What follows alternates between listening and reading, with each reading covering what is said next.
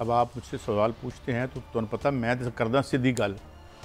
बात यह है कि मुझे नहीं लगता ये हमारे वजीर ख़जाना थे, ये अशराफिया के वजीर ख़जाना थे।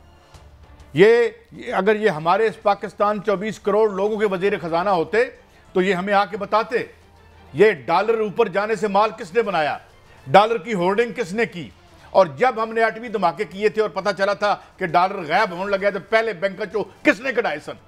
एवं वारदात कर दियो, हम रोटी को चोची कहते हैं। हमें नहीं पता कि आज ये मुल्क पाई पाई और टके टके के लिए ख्वार हो रहा है और दुनिया के 4 बदतरीन माशी तौर पर 4 मुल्कों में ये आ गया है। भले इसे आप जिम्मेदारी ले लें, पीपल्स पार्टी ले ले, परवेज मुशर्रफ ले ले, ये 40 साल की आपकी परफॉर्मेंस है। और आपके कारोबार देखें तो बिल गेट शर्मा जाता है। मेरी तो सारा भी वारदात है। मेरी तो पूछ लो मेरे को और मेरी से तो एक गुजारिश है, ये कह रहे हैं डॉलर मैं भी रोक सकता था 200 पे 250 पे आ सकते थे। आज बिलावल भुट्टो कह रहे हैं लेवल फील्डिंग ये सिर्फ एक पार्टी के लिए और किसी के लिए नहीं। इमरान खां के हमनुआ कौन बन गया? बिलावल भुट्टो। इमरान खां का हमनुआ कौन बन गया? इमरान खां को सेकंड कौन करने लग पड़ा? बिलावल भुट्टो। उन्होंने कहा लेवल फील्डिंग नहीं है। और वो जो पीपल्स पार्टी के हमारे दोस्त पंजाब असेंबली में है, वो पंजाब असेंबली में थे, वो क्या कह रहे हैं? थे जो उन्होंने कहा कि अब भी नून लीग थानेदार, पटवारी, डीपी और डीसीओ पे इन्हीं के हुक्म पे लग रहे हैं। काजी साहब ये पीडीएम फट क्यों गई और अचानक अदारों पे अटैक क्यों शुरू कर दिया? मुझे समझ नहीं आ रही। मेरा एक ज़िमरन सा सवाल है कि अगर किसी तरह के इलेक्शन हो जाते हैं तो इसके बावजूद जो हालात हमें गिलगित बल्तिस्तान में नजर आए हैं तो ये फिर यहाँ को फर्क पड़ेगा इन ट्रांसफर पोस्टिंग से अगर इलेक्शन होते हैं? वैसे तो मुल्की मफाद में नहीं होने चाहिए जिस तरह आजकल आमतौर पर बयानियां है। मुल्की मफाद और मुल्की आइन के मुताबिक होने चाहिए। अगर आइन तोड़ने का, ज़िया-उल हक बनने का शौक है, मुशर्रफ बनने का शौक है तो फिर 100 नहीं 90 दिन ही 900 दिनों में कराएं। लेकिन इलेक्शन से कौन भाग रहा है? बिलावल भुट्टो भी कह रहे हैं सिर्फ नून लीग। क्यों? उनकी एक ही मुतालबा है कि तरीके इंसाफ को आउट करो। बस। कभी सैफर, कभी अलकादर, कभी कभी क्या। तो ये मैंने आपको पहले दिन से कहा हुआ है कि मेरी इतलात के मुताबिक जो खबरें इस्लामाबाद के अहम हलकों में गर्दिश कर रही हैं, नवाज शरीफ ने 21 अक्टूबर की डेट ही इसीलिए दी है कि उससे पहले तरीके इंसाफ इलेक्शन में नहीं जाएगी। हो सकता है कल को अदालतें बड़े फैसले कर दे। फायद ईसा साहब आ रहे हैं। अच्छा, मैं आपको नवाज शरीफ साहब की कुछ स्टेटमेंट सुनवाता हूँ, सुनाएं जरा, और फिर मैं उस पर आप दोनों पे यकीन करेंगे। इसहाक डार साहब पे भी, और हमारे लीडर हैं काबिल एहतराम। माशाल्लाह माशाल्लाह, अल्लाह ताला हमें अपने माशाल्लाह नहीं है फिलहाल, बज़ाहिर कागजों में जमहूरियत है लेकिन रवैये मार्शलों वाले। जी हाँ जी, जरा सुनाइए। अच्छा बड़ी साहब 1 मिनट रुकिएगा।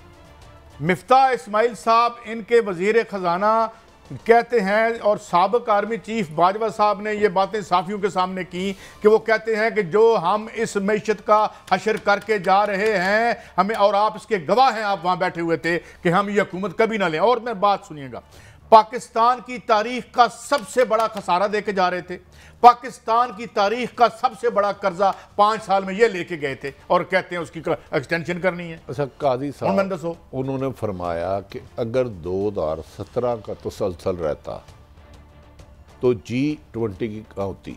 मुझे ये बताए इससे पहले मियाँ साहब कितनी दफ़ा इक़्तिदार में रहे? गिन नहीं सकते, 3 बारी तो है काम। मतलब कैलकुलेटर ख़त्म हो गए ने।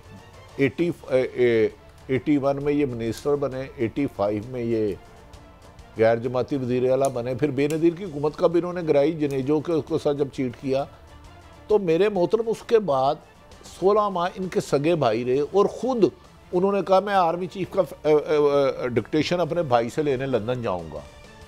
ये 2018 के धांधली का इल्ज़ाम 2 अहम तरीन शख्सियत अदारों के सरबराहों पे लगाते रहे, फिर उन्हीं को इन्होंने एक्सटेंशन का वोट दिया। तो अब ये गिला किससे कर रहे हैं कि सत्ता रहते भाई आप ना करप्शन करते मुबैना। नहीं, ये तो ख्वाजा आसिफ साहब ने बताया था ना कि जी हमने तो वोट जो है बाजवा साहब की एक्सटेंशन का दिया था इस शर्त पे कि हमें बाहर जाने दें।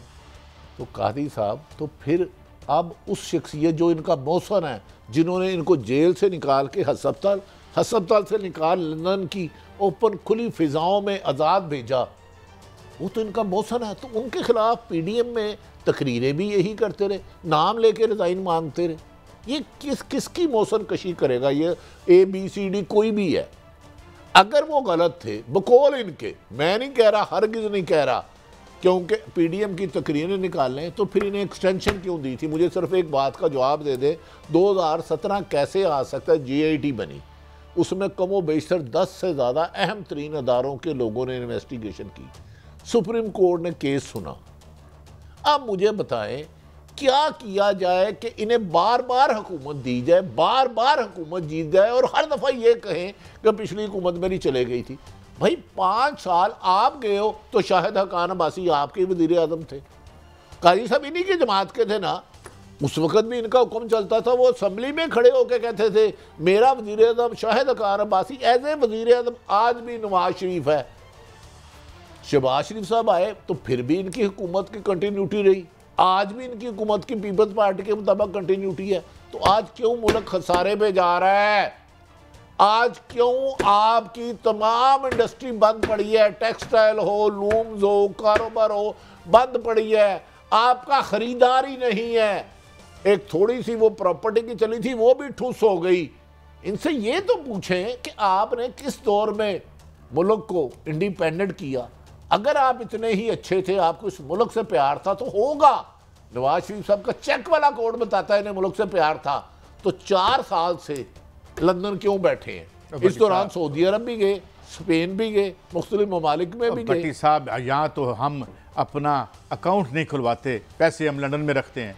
ये मुल्क है हमारा, ये छोड़ें दर वो है। हाँ इधर अगर दिहाड़ी का टाइम और वक्त दिहाड़ी का तो इधर आ जाएंगे दिहाड़ी लगाने के लिए, और क्या है? अच्छा इससे पहले एक वकील बेमहकमा रहे हैं, कम से कम उन्होंने 15 डेटें दी हैं नवाज शरीफ। अब क्या वजह है कि आज शहबाज शरीफ साहब ये भी क्या इन्होंने गारंटी मिली है इन्हें कि 21 अक्टूबर को आ जाएंगे? बज़ाहिर आइन और कानून के मुताबिक सजा भी कायम है और इश्तिहारी भी, क्या गारंटी मिली होगी? किस किस को मजीद अंदर करवाना है? एक तो इनका मेन हरीफ था वो तो चले गया, अब पीपल्स पार्टी भी बज़ाहिर मुझे लग रहा है इनकी जो माजी में हरीफ थी वो खलीफ थी वो हरीफ बनने जा रही है, तो क्या गारंटी ली होगी? मैं आपको एक बात बताऊं भट्टी साहब, मैं इस स्टोरी को बाय नहीं करता, मुझे माफ़ कर दीजिए। जो आज बिलावल भुट्टो साहब ने बयान दिया है ना कि लेवल प्लेइंग फील्ड सिर्फ एक, बिलावल भुट्टो साहब आप जितना पहले सुना दें, जरा सुना दें फिर मैं इसका जवाब देता हूँ।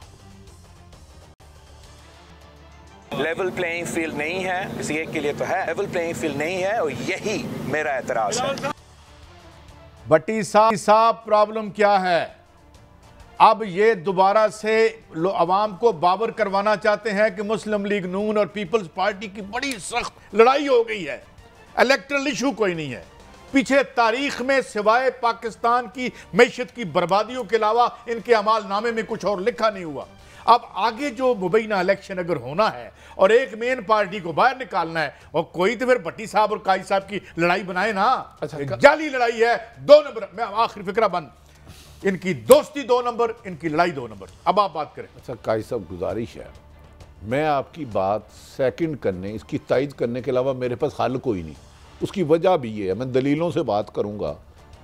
इन्होंने बिलावल साहब ने कहा था मोदी का यार है नवाज शरीफ, पेट फाड़ देंगे। आसफ अली जरदारी ने कहा था कि अगर हमने इसका साथ दिया हमें अल्लाह भी किसी नहीं मनना कि तुसी आप मुझे वख रहे हो। मैं यही कह रहा हूँ ना, मोहतरम शहबाज शरीफ ने कहा था गले में पटा डाल के घसीटेंगे, तो आज तुम्हारी बातें कैसे माने? उसके बाद तो 16 महीने आपने हुकूमत इकट्ठे होके की, आज भी जो लगड़ बगड़ चमचे करचे कहते हैं बुरी सदर, और भाई स्पीकर परवेज अशरफ नहीं बैठा जब तक इलेक्शन नहीं होने। इसका मतलब है ये रंगबाजी करके, ड्रामेबाजी करके तासुर दे रहे हैं कि अगर पीटीआई साइड पे हो जाए तो हम आपस में बंदर बांट कर लेंगे।